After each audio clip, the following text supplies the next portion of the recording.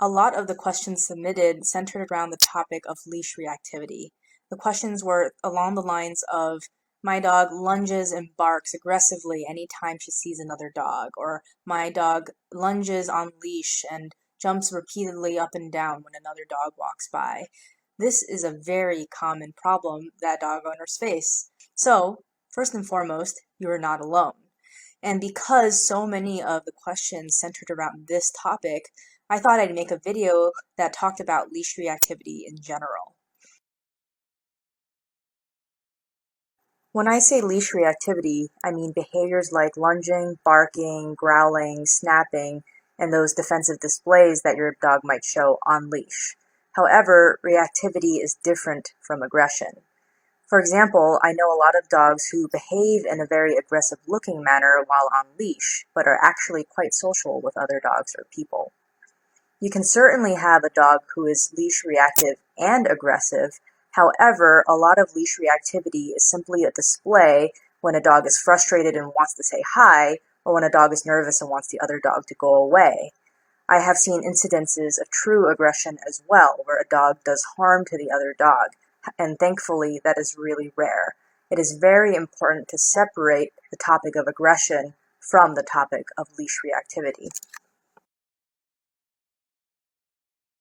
Leash reactivity is a very complex issue, but to simplify it, there are two main reasons why dogs are leash reactive. One reason is a dog that is so social and excitable that he can't wait to see the other dog. When a dog like that is on leash and they see another dog, they may start barking and lunging in hopes of getting to that other dog. And the added stress and tension of things like the leash on the dog's collar, which is choking him, or the owner pulling him back, can further add to that frustration and escalate the dog's reaction. On top of that, if your leash reactive social dog gets to greet another dog after their display, they just learn that behaving that way results in a greeting, and they may accidentally learn that to say hi to another dog, they need to react as loudly and as strongly as possible. On the other hand, you may have a dog who isn't so fond of other dogs, or who is wary or nervous or fearful. When a dog like that sees another dog, they may lunge and bark as well, but those behaviors are done to increase their distance or to tell the dog, please go away. And for the reactive dog, their reactive behavior worked. They accidentally make the association of, when I lunge and bark, the other dog will eventually move away from me, which causes lunging and barking to persist.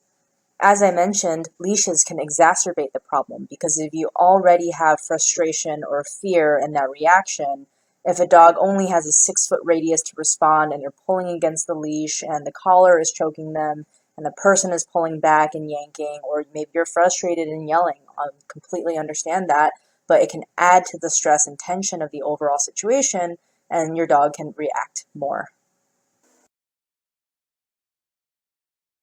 It's complicated. So this video is not meant to give you the whole breadth of training advice that you need, because that would be impossible. It would take me a whole day or more. However, this video will give you a basic guideline of what you can do to help your dog. First is use positive reinforcement training and train your dog to perform an alternative behavior. So alternative behaviors can be things like performing a leave it cue and looking away from the other dog, or having your dog sit by you, or having your dog walk on the right side of your body as you pass the distraction, things like that. And the important thing about training alternative behaviors is you need to start working on it in low distraction environments. You can have the pocket full of the best treats or the best toys, and they can still fall short if you are waiting for those explosive moments and trying to train there. That is not where good training happens. Pick the behavior, whether it's sit or being on one side of your body, and use a treat or use a toy at home and train your dog how to do it. Treat it as if you are teaching your dog a skill like sit or down. When your dog becomes good at that skill in your home, practice in your front yard. Practice in your backyard. Practice a few times during a walk when there are no dogs or people around. And then lastly, you will be able to practice that skill when there are big distractions like dogs. One really important thing to consider when you are training with your dog is the distance at which your dog can succeed. Your dog can be great at performing a certain behavior like sit or look at me or look away from that. However, they can still fail at that behavior in the presence of a really strong distraction like another dog. And alongside with working on the skill at home until your dog is perfect at it, you want to start working around distractions that are far away from your dog. Let's say your dog lunges and barks at other dogs as they're coming down the street. I would not recommend practicing those training skills on that same street. Perhaps for now you should cross the street or step 15 feet off the trail if possible and practice there. If your dog is still lunging and barking at 15 feet, try 20 feet or 25 feet. I know it feels like you're avoiding the problem when you do that, but what you are actually doing is choosing a distance where your dog can succeed. And as your dog succeeds and learns this new pattern of behavior, you can get closer and closer to distractions over time. Third thing to consider, and it is equally as important as the other two tips, is to prevent reactions whenever possible. I know we don't live in a perfect world. Off-leash dogs run up to our dogs all the time, and we can't control who is out where, so you don't need to be perfect, but just be very aware of your environment. Here are some ways you can prevent reactions from happening.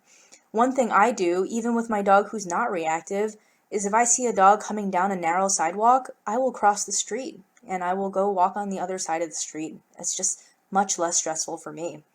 If there is a dog coming down the street and you don't think your dog can handle it, you can turn around and go the opposite way. Or go behind a car and use that car as a visual barrier so your dog doesn't track that dog coming towards them and then react strongly. Once the distraction moves past, you can continue your walk. Again, I know all of these tips make it sound like I'm telling you to avoid the problem entirely, and I'm not. I'm telling you to avoid the problem when you and your dog are not prepared to deal with it. But everything about training helps you move closer towards dogs successfully over time. We just can't train every second of our day, and like we all know, things in the environment take us by surprise. So when there are surprises, have a contingency plan for how to act, and how you should act is to avoid situations that will set your dog over threshold and cause that reaction. Lastly, through all of this, remember that your dog truly is not trying to give you a hard time. A good way to think about this is your dog is the one having a hard time. And I absolutely sympathize and empathize with you guys as well. My previous dog had leash reactivity challenges and even dog aggression challenges. He got into some pretty bad fights, which I won't go into here. We worked through those challenges to the point where he was a great demo dog in my classroom for those who remember him. He was my hiking partner. He was my cross-country partner for so many trips. He never really loved other dogs, but we got there, and he was my best friend. I know how it feels to be frustrated on that other end of the leash when there's another dog or a person around. I know how it feels to feel that anxiety when you see another dog coming down the street. I know how it feels when it feels like you can't even go to Blue Mountain or enjoy a beautiful sunny day because everyone is out with their dogs, and you might feel embarrassed about having your dog on leash, or your arms are tired from pulling your dog back all the time. I completely understand that. But your dog is not behaving that way to make your life difficult. They don't know how to handle the situation.